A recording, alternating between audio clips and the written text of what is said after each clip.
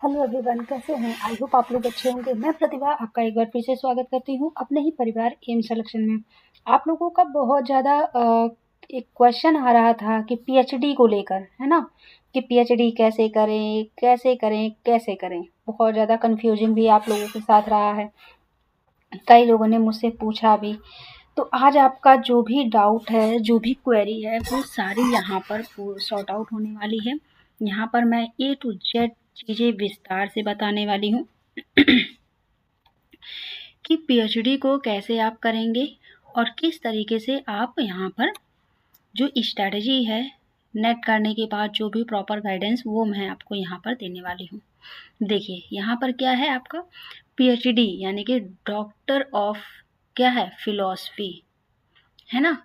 ये जैसे आप पीएचडी करते हैं ना तो नाम के आगे आपके लग जाएगा doctor this this this, doctor this this this.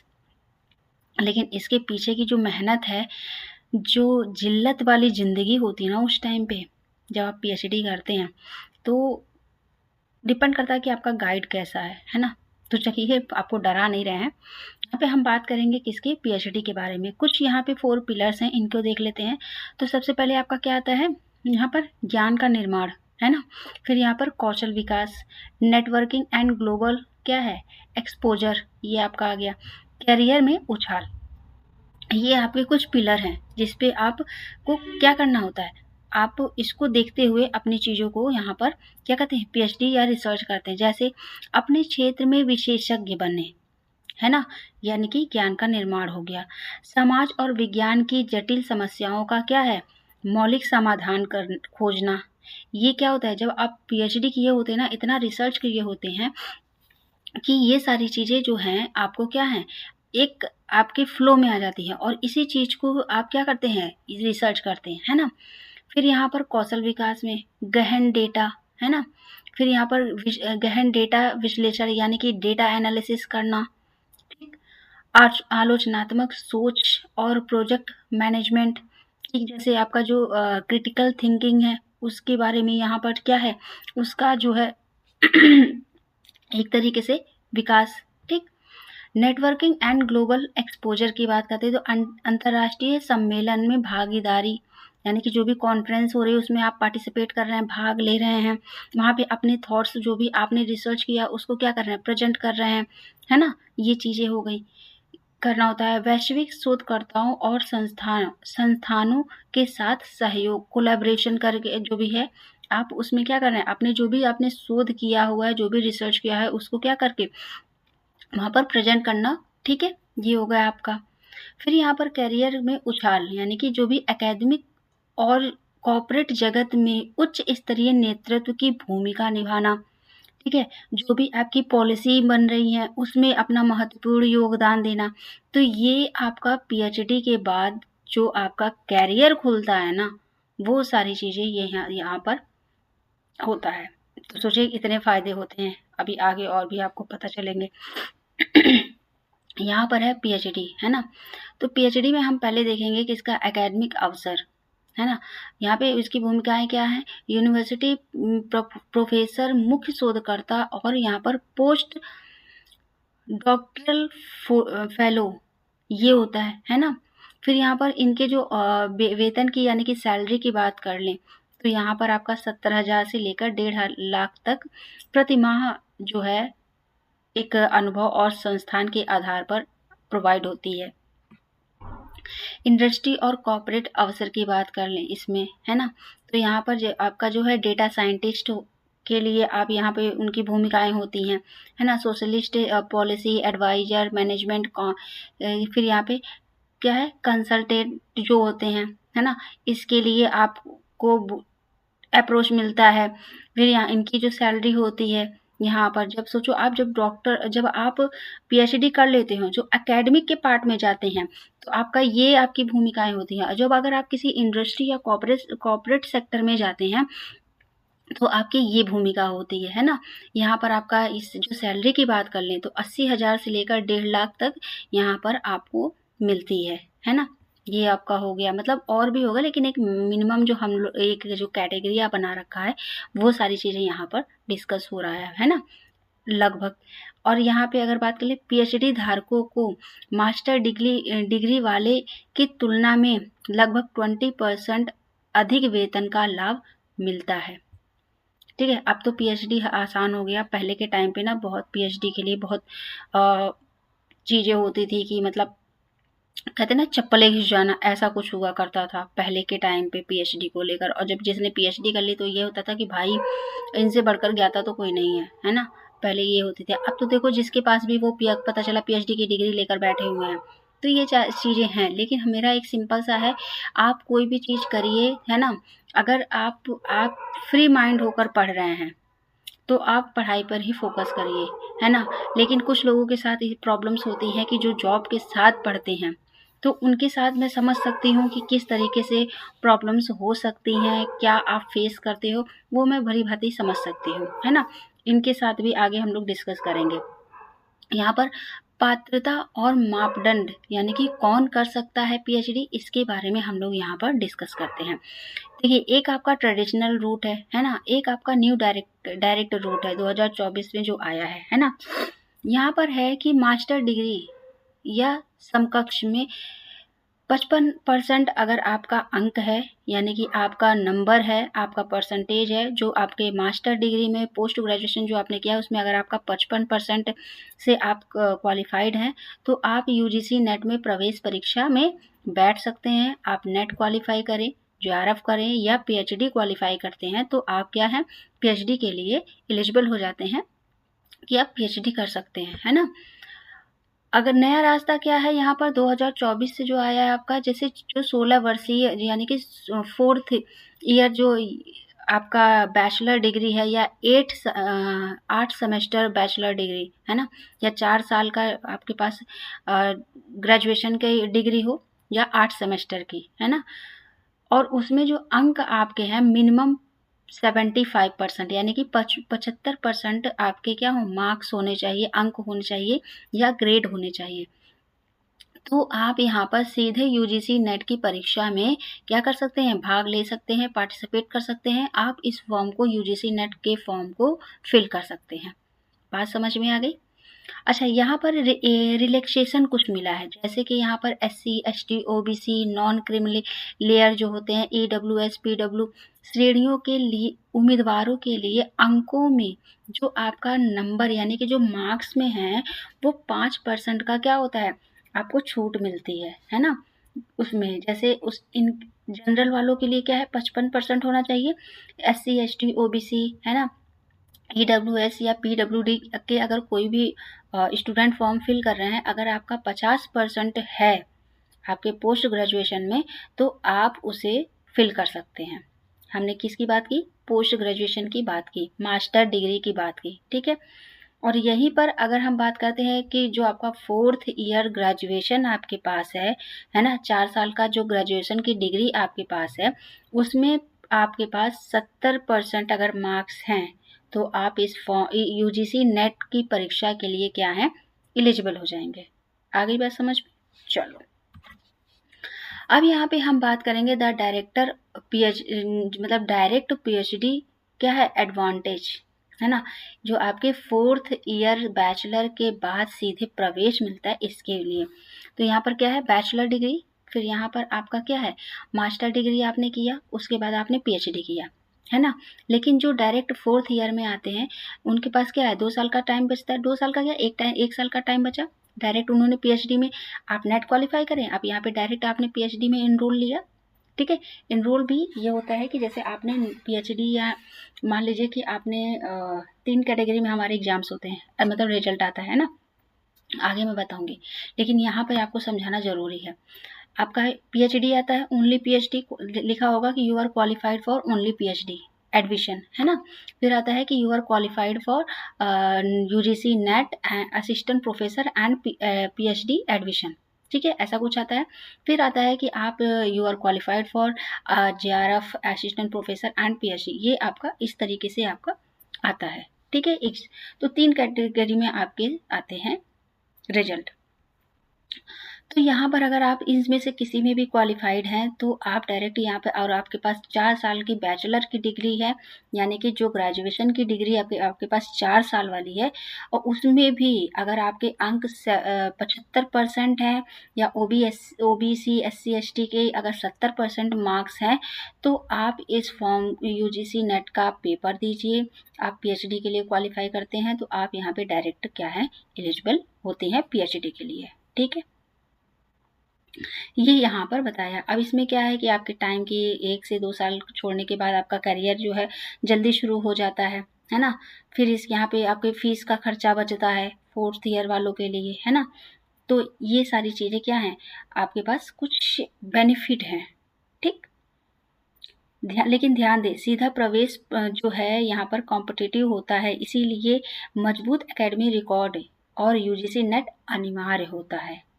ठीक है, क्योंकि जब आप शोध के लिए, जब PhD के लिए जाते हैं ना, तब आपको ये चीज़ें होती है कि किस तरीके से वहाँ पे आपके सब्जेक्ट पे आपकी पकड़ अच्छी होनी चाहिए कि आप किस तरीके से कर रहे हैं।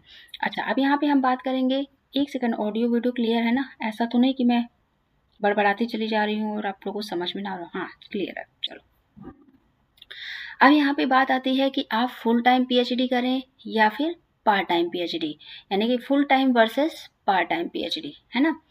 आपके लिए क्या सही है, इसकी बात करते हैं।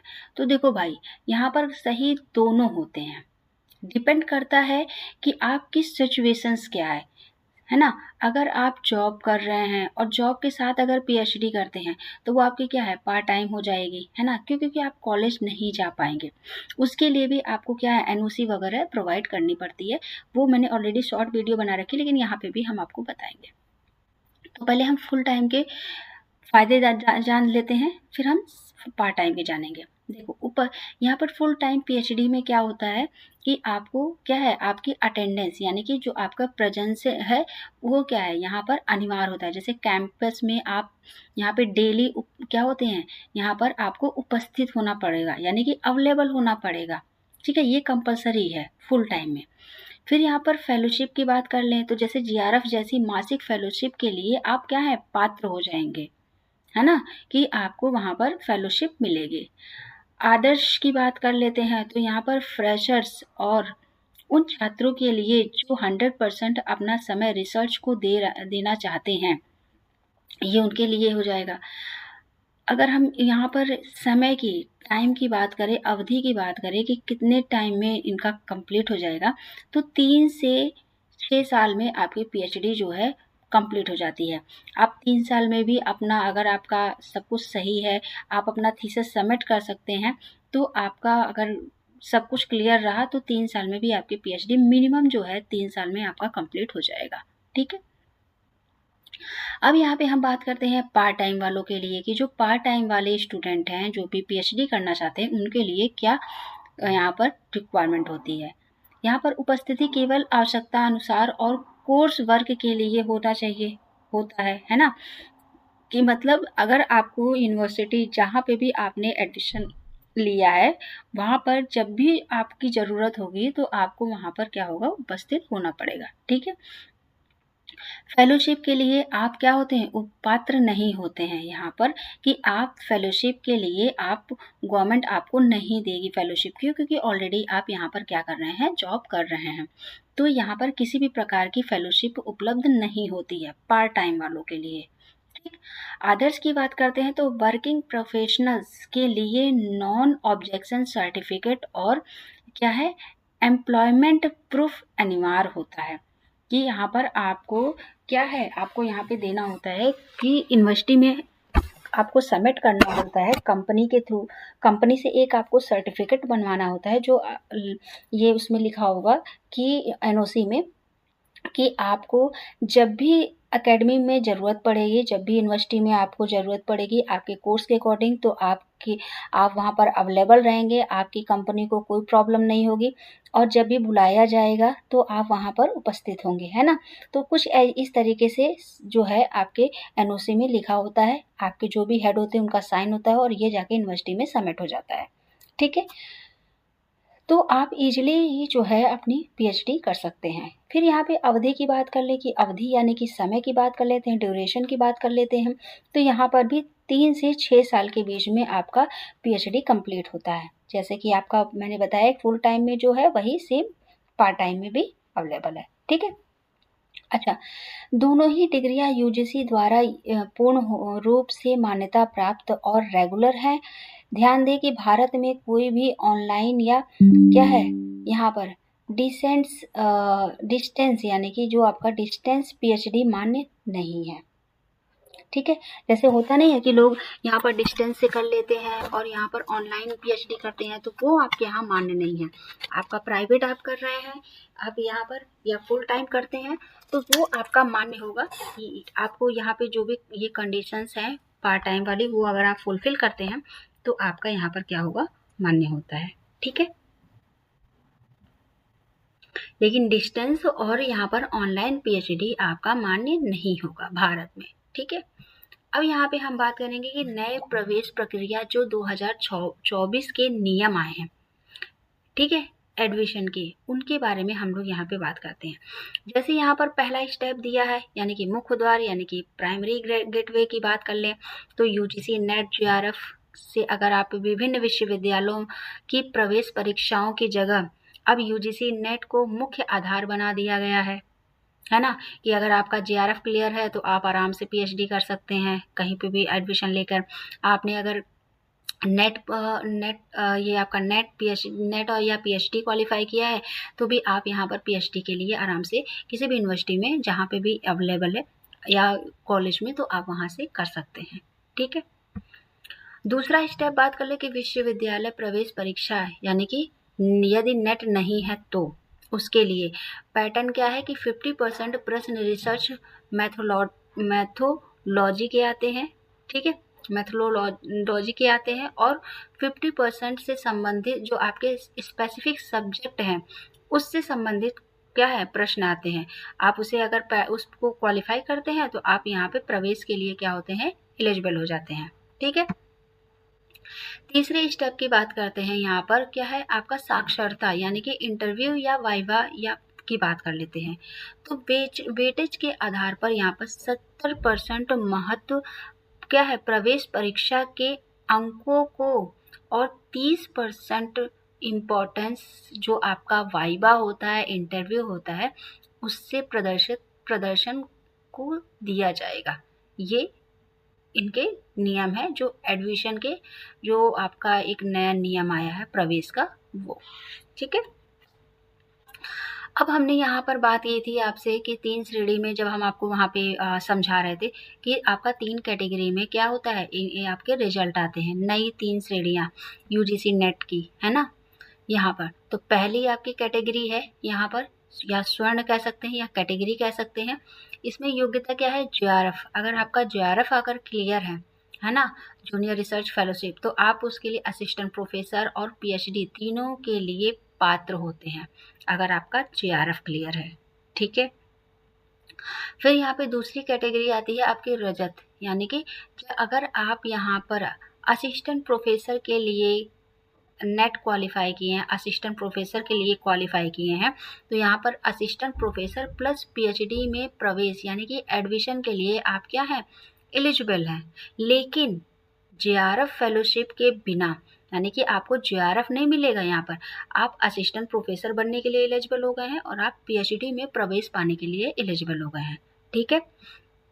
फिर यहाँ पे तीसरी कैटेगरी आती है आपकी कास्य, यानी कि केवल आप यहाँ पर पीएचडी के लिए, पीएचडी में एडमिशन के लिए यहाँ पर एलिजिबल हो गए हैं, ना तो असिस्टेंट प्रोफेसर आपको मिलेगा ना फिर आप जेआरएफ के लिए यहाँ पर एलिजिबल हुए हैं। ठीक है।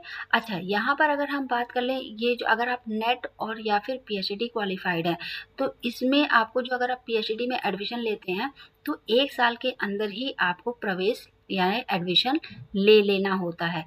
आपकी जो डिग्री होगी पीएचडी के लिए वो 1 साल के लिए ही वैलिड होती है। असिस्टेंट प्रोफेसर के लिए तो अनलिमिटेड है, मतलब आप एक बार अगर क्वालिफाई कर गए असिस्टेंट प्रोफेसर के लिए तो आराम से आप कर सकते हैं। ठीक है।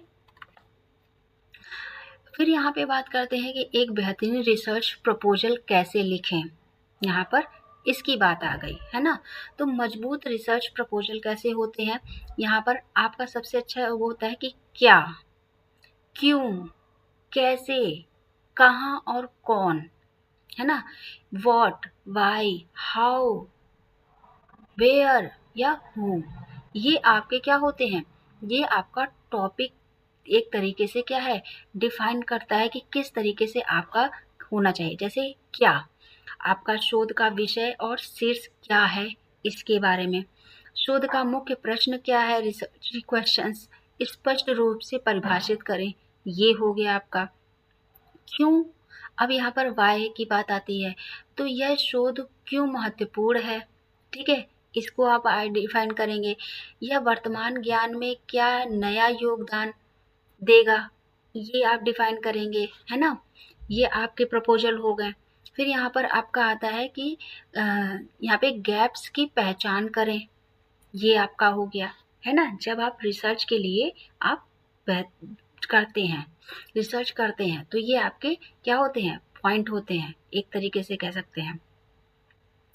कैसे, क्या आप शोध कैसे करेंगे, है ना, आप यह शोध कैसे करेंगे, इसके बारे में यहाँ पर देख होता है। फिर डेटा कलेक्शन या मैथोडोलॉजी हो गया, है ना, ये हो गया। और समय सीमा का स्पष्ट ढांचा आप तैयार करेंगे, ठीक, कैसे तैयार करेंगे, ये आपका यहाँ पर हो गया।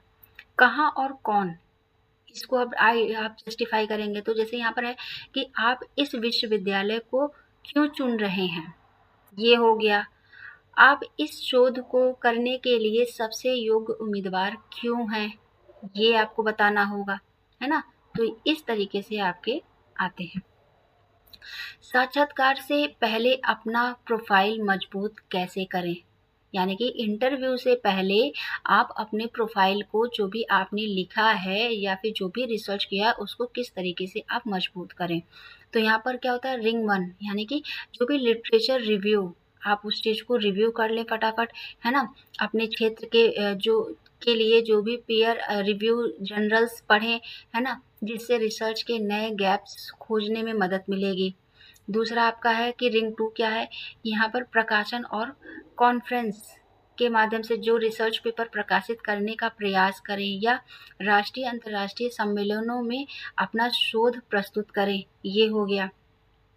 प्रासंगिक तीसरा क्या है रिंग, प्रासंगिक अनुभव, रिसर्च लैब्स, थिंक टैक्स या इंडस्ट्री में इंटर्नशिप कार्य अनुभव प्राप्त करें, ये हो गया आपका, है ना। रिंग 4 कहता है सुपरवाइजर से संपर्क, संभावित पीएचडी गाइड सुपरवाइजर के प्रोफाइल का अध्ययन करें और उनसे अपने शोध विषय पर चर्चा के लिए संपर्क करें। ये आप अपने क्या है, इंटरव्यू से पहले का जो आपका प्रोफाइल है उसे आप मजबूत कर सकते हैं, ठीक है। फिर यहाँ पे बात आता है कि फेलोशिप और ग्रांट्स क्या है, इकोसिस्टम। यहाँ पर फाइनेंशियली इंजन की बात करें तो पीएचडी फंडिंग जो है, तो यहाँ पर क्या है, सरकारी और मेरिट आधारित यहाँ पर फंडिंग आपको मिलती है, ठीक है। इसमें क्या क्या है आपका, जैसे पीएमआरएफ यानी कि टॉप टेक्निक संस्थानों के लिए है, जैसे आईआईटी हो गया, है ना। फिर यहाँ पर एनआईटीएस हो गया, सीएसआईआर, यूजीसी नेट यानी कि विज्ञान और अन्य प्रमुख विषयों के लिए है, डीएसटी और यहाँ पर है जैसे आपका साइंस स्ट्रीम के पोस्ट ग्रेजुएशन टॉपर के लिए है ना, ये सारी चीज़ें हो गई। फिर दूसरी जो आपकी श्रेणी विशिष्ट है, सब यानी कि category specific, Rajiv Gandhi national fellowship है, एसटी शोधकर्ताओं के लिए, है ना। मौलाना आज़ाद नेशनल फेलोशिप अल्पसंख्यक के लिए या जो आपके समुदाय के छात्र हैं उनके लिए है। महिला वैज्ञानिक योजना, कैरियर ब्रेक के बाद वापसी करने वाली महिलाओं के लिए, जैसे उनका करियर ब्रेक हो गया है उसके बाद वापसी वो आना चाहती हैं उस कैरियर में, तो वहाँ पर जो भी चीज़ें हैं उसके लिए फंडिंग के लिए यहाँ पर चीज़ें उपलब्ध हैं, है ना। तो ये सब आपको रिसर्च करना पड़ेगा भाई, तब आपको ये सारी चीज़ें पता चलेंगी। अंतर्राष्ट्रीय सहयोग, जैसे आपका यहाँ पर है फुल ब्राइट्स नेहरू अमेरिका में शोध के लिए है। फिर यहाँ पर है कॉमनवेल्थ फ्लिप्स साइट्स, है ना। यूके और भारत के बीच हाइब्रिड मॉडल है, इस पे आप कर सकते हैं। तो ये 3 आपके क्या हैं यहाँ पर, एक फेलोशिप यानी फंडिंग के ये 3 साधन हैं। ये जैसे यहाँ पर देखिए, प्राइम मिनिस्टर रिसर्च फेलोशिप, ये है आपका। तो लक्षित दर्शक जो है आईआईटी यानी इन सब में क्या है, यहाँ पर जो छात्र को मिलता है वो आपका 70 से 80 हज़ार प्रतिमाह मिलता है। रिसर्च ग्रांट यानी 2 लाख प्रति वर्ष का यहाँ पर अतिरिक्त क्या है, कंट्रेंट्स जो है कि यहाँ पर क्या है प्रोवाइड होती हैं। अगर CSIR UGC नेट के थ्रू जाते हैं, जैसे यहाँ पर JRF और SRF होता है, junior research fellowship, senior research fellowship, तो उन लोगों को यहाँ पर 31,000 प्रति माह मिलता है, JRF में 35,000 प्रति माह, SRF में ये और भी बढ़ते जाते हैं, डिपेंड करता है कि आपका सब्जेक्ट क्या है ना। अगले 3 वर्षों के लिए फिर ये आपका हो जाता है, वृद्धि हो जाती है, ठीक है। फिर यहाँ पर जो आपका आ जाता है इसका PhD योजना यानी कि विश्वविद्यालय PhD योजना। यहाँ पर क्या है, इलेक्ट्रॉनिक्स, IT और कंप्यूटर साइंस के शोधकर्ताओं के लिए होता है ना। तो यहाँ पर 31,500 से 35,000 प्रतिमाह यहाँ पर इनको भी क्या है फेलोशिप मिलती है, ठीक है। तो ये आपका PhD का जो सफ़र है ये हमने यहाँ पर बताया। PhD की अवधि और महत्वपूर्ण UGC नियम, 1 साल ए में आपका क्या है, यहाँ पर 1 साल, 2 साल, 3 साल, पूरा यहाँ पर 8 साल के लिए है। बट यहाँ पर न्यूनतम अवधि जो है कोर्स वर्क सहित 3 वर्ष है, अधिकतम है 6 वर्ष और विशेषरी रजिस्ट्रेशन द्वारा जो 8 वर्ष तक भी यहाँ पर होता है, ठीक है। तो ये हमने यहाँ पर आपको कुछ बताएं, ठीक। अच्छा, एक चीज़ और छूट रही है, विशेष छूट यहाँ पर जो मिलती है महिला शोधकर्ताओं और 40% से अधिक दिव्यांग छात्रों को 2 वर्ष के अतिरिक्त छूट यानी कि अधिकतम 10 वर्ष तक। महिला छात्रों को पूरी अवधि के दौरान 240 दिनों का क्या है जो आपका मातृत्व अवकाश यानी कि जो मैटरनिटी जो लीव मिलती है वो भी यहाँ पर प्रदान किया जाता है ना। सुपरवाइजर के नियम, केवल स्थायी फैकल्टी ही गाइड बन सकते हैं। प्रोफेसर में अधिकतम 8 छात्र और एसोसिएट प्रोफेसर अधिकतम 6 छात्र, असिस्टेंट प्रोफेसर अधिकतम 4 छात्र, ठीक है। ये होता है इनमें। ये आपके PhD क्या है, इकोसिस्टम शोधकर्ताओं की संपूर्ण यात्रा है, ये है। यहाँ पर फाउंडेशन, गेटवे, तैयारी, एडमिशन, निष्पादन और करियर लॉन्च, ये पूरा आपका एक क्या है PhD शोधकर्ताओं की यात्रा। यहाँ पर हमने ऑलरेडी इन सब चीज़ों के बारे में ऊपर डिस्कस कर रखा है, एक मैप तैयार किया है। आपकी शोध यात्रा यहाँ से शुरू होती है, ठीक है। यहाँ पर PhD केवल बुद्धिमत्ता की परीक्षा नहीं है, ये दृढ़ता है, ठीक है, का प्रमाण पत्र है। UGC के नए नियमों ने इस यात्रा को पहले से कहीं अधिक पारदर्शी और सुलभ बना दिया है, ठीक है। एक्शन चेकलिस्ट, आज ही अपने शोध विषयों का पहचान करें और लिटरेचर रिव्यू पढ़ना शुरू करें, अपने UGC नेट चक्र की तैयारी शुरू कर दें। अब यहाँ पर कुछ लोगों ने मुझसे ये पूछा था कि मैम हम कैसे अपने सब्जेक्ट को कैसे हम उससे PhD करें। आप एक पर्टिकुलर कोई, जैसे मान लीजिए कि एक लोगों ने हिंदी से मुझसे पूछा था, तो हिंदी में मान लीजिए आपको नाटक वाला पार्ट अच्छा लगता है, आपको कहानी वाला पार्ट अच्छा लगता है ना, जिसमें आपकी 10 यूनिट्स हैं, उसमें जिसमें आपको अच्छी पकड़ है, उससे आप क्या करते हैं, एक शोध के लिए आप चले जाते हैं। जैसे मान लो हिस्ट्री की बात कर लें, तो हिस्ट्री में आपका एशियंट का पार्ट है, मेडिवल का पार्ट है ना, फिर यहाँ पर आपका मॉडर्न का है ना, तो इसमें आप जा सकते हैं। ज्योग्राफी वाले हैं तो यहाँ पर जैसे आपका जियोमॉर्फोलॉजी हो गया, क्लाइमेटोलॉजी हो गया, जिसका जो पार्ट स्ट्रॉन्ग होता है हम उस पे क्या करते हैं, यहाँ पर रिसर्च के लिए आप अप्लाई करते हैं, ठीक है। आई होप कि ये आपको इन्फॉर्मेशन अच्छी लगी होगी, पसंद आई होगी। अगर आपको और भी इन्फॉर्मेशन इससे रिलेटेड चाहिए तो प्लीज़ आप मुझे कमेंट सेक्शन में बताइएगा। मैं फिर आप लोगों के साथ एक नए वीडियो को बना के आप लोगों के साथ शेयर करूँगी कि किस तरीके से अब यहाँ पे जो आएगा थीसिस कैसे लिखते हैं, सिनॉप्सिस कैसे तैयार करते हैं, वो सारी चीज़ें हम यहाँ पर आप लोगों के साथ डिस्कस करेंगे। तो आज के लिए हम इतना ही रखते हैं और प्लीज़ कमेंट सेक्शन में मुझे ज़रूर बताइएगा कि ये इन्फॉर्मेशन आप लोगों को कैसी लगी। तो चलिए, thank you so much, bye bye, take care.